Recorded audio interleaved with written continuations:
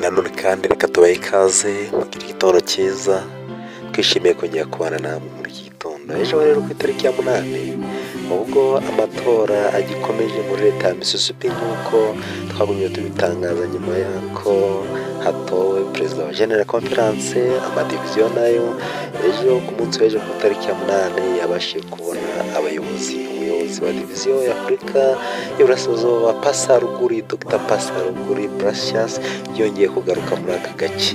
Muramuzi, ni umuntu wakunzwe cyane kandi umugabo w'umunyembaraga ukorana umwete kandi ugira kwitanga cyane. Abanyarwanda rero ntago twashidikanya kuri Pasaruguri, turamuzi mu ntara zitandukanye, yaba iburengerazuba, iburasirazuba, aho yagiye asura ibikorwa byinshi bitandukanye muri kaminuza nkuru y'Abadivantiste, AUCA n'ahandi henshi hatandukanye.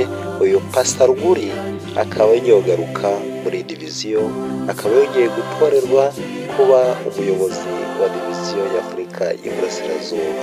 Reka rero tumwakire kandi twumve ko Imana nibishaka izadukoresha ibikomeye.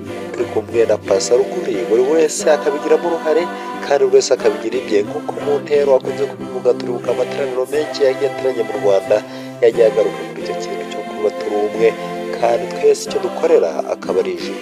Bifurije kugira ibihe byiza no kwakira mwene data Pastor Dr.